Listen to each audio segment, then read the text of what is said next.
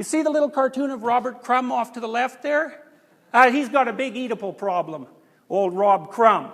And the problem with him, fundamentally, is his mother was something like a giant spider and did everything she possibly could to crush the life out of him, hence his remaining relationship with women. And so that's part of the reason why femininity can be something that turns you to stone. It's an experience that many men are familiar with, by the way, because the average man is rejected far more often than he's accepted. And since women are the gateway to reproduction, they constitute nature itself. And nature itself tells most men, you should go home and stay under your bed.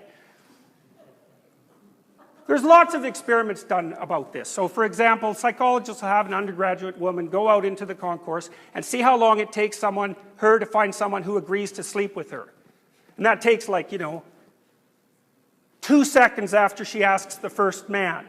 And then they flip it, and they get your random undergraduate guy to do the same thing. Well, you can imagine the consequences of that, since many of you men have lived through it.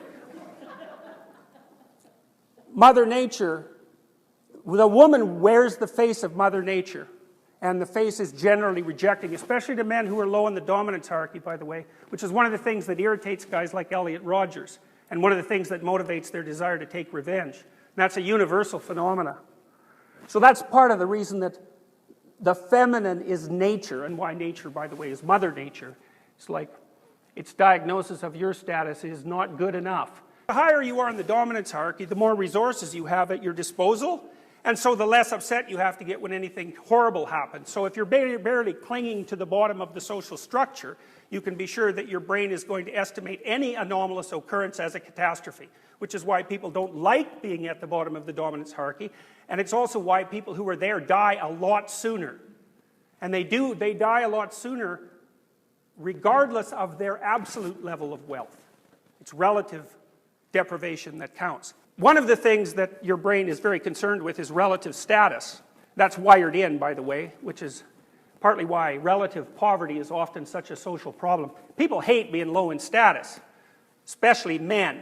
Well, the male status hierarchy is a bit different than women, and women are pretty sensitive to status too, but they use different markers.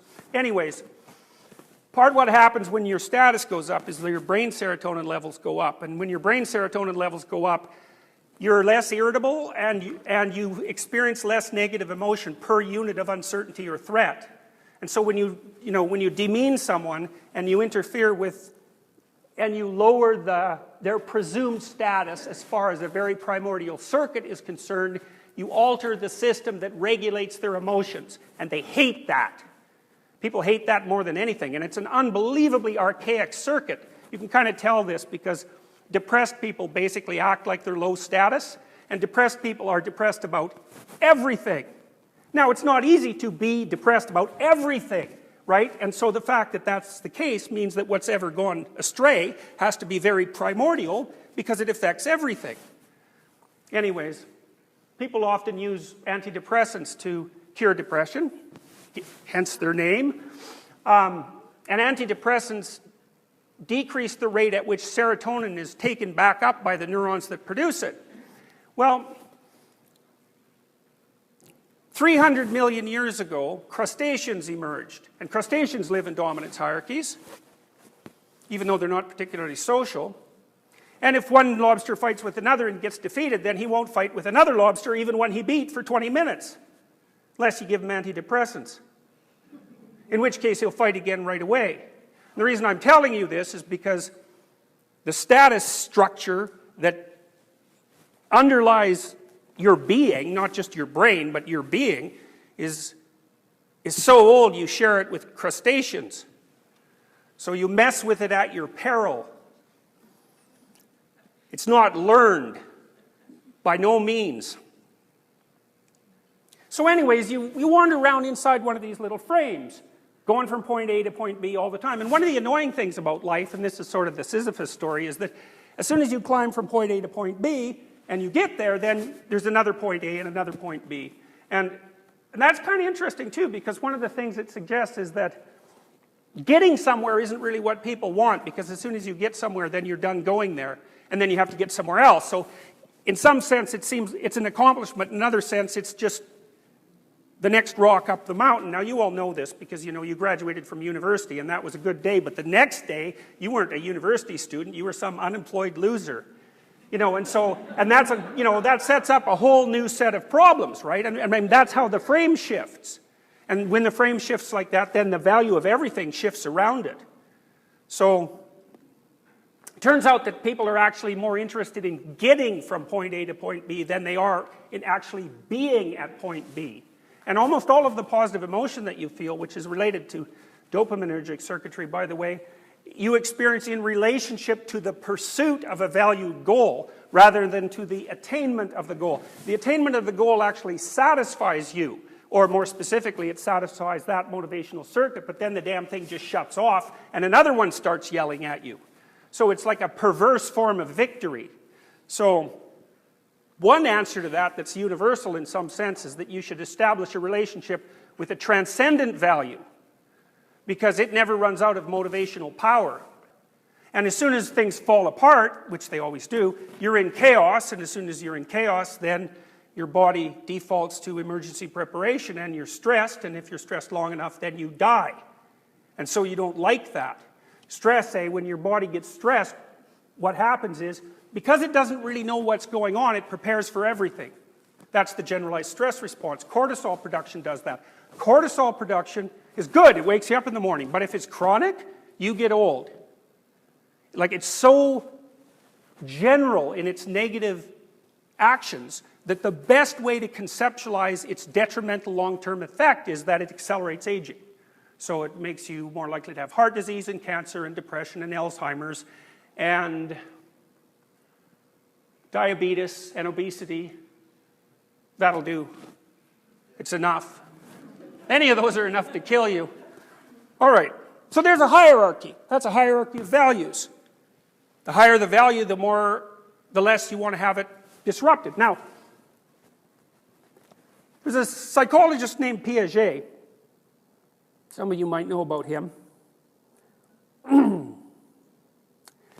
Piaget was very interested in what happens to value structures and their hierarchical organization once they have to apply outside of the confines of a body. So here's a way of thinking about it. 2-year-olds basically hypothalamic. That's why they're so much fun. First they're happy, then they're sad, then they're hungry, then they're tired. They just zip from one pretty straightforward and rather awe-inspiring motivational state to another. But at 2, they can't play. They can play by themselves, but they can't play with other children. They can't get that until they're 3. And they need to get it by the time they're 3, because if they don't get it by the time they're 4, they will never get it. And then you have an antisocial kid who's going to be an outsider for his entire life, and there isn't anything you can do about it. So that has to happen between 2 and 4. So what happens at about age 3 is that the kid learns how to play a game with another person. And what that game is fundamentally the development of the ability to share a frame of reference, which is what you're doing when you play Monopoly. It's like, it's stupid to play Monopoly, obviously. Who cares if you have a whole pile of counterfeit paper, right? But it doesn't matter, because the way you're constituted is that your brain will treat anything you act like constitutes a valuable goal as if it's a valid framework of reference. And if it couldn't do that, A, you couldn't abstract, and B, you could not get along with other people.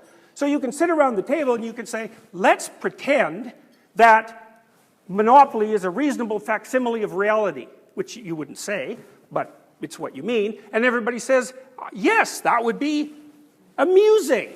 And so then you set your goal, which is to get all the little hotels and all the money, and poof, your emotions go along for the ride. And what's so interesting about that is you can get everybody into the game. And so one of the things that's really interesting about people is that we can establish a shared fictional frame of reference, and it organizes all our emotions so they're predictable. That's also why we can watch movies. You go to a movie, you identify the hero. You figure out what the hero wants, poof, you're the hero. And the way that works is, you don't look at the hero and think about what he's doing and evaluate it emotionally and then feel it. What you do is you specify the hero's goal, and then you map him onto your body, and you read off the emotional responses of your own body, and that's how you understand the hero. So it's embodied, you're using your embodiment as a computational device that can run simulations of other consciousnesses. We have these shared frames of reference, like when we're playing Monopoly. Okay, so children at 3 learn how to play games, and that means they learn how to organize their own internal motivational states into a hierarchy that includes the motivational states of other people. And that means they can play. And that's what you guys do when you're out in the world. Like, we're playing a game right now. We all know the rules. That's why we can all sit in this room and play the game without fighting with each other. You know, and the room is set up like a theater, and we all know the theater game. And the chairs are always facing this way at the moment, and so that's a hint that you should look forward, and this is raised, so, you know, the room is basically telling you what to do, because it's a stage, like all rooms, and because you're smart and socially conscious, you can walk into a staged room, and your body knows what to do. And if you're civilized and social, you just do it, then all the other primates can predict what you're up to,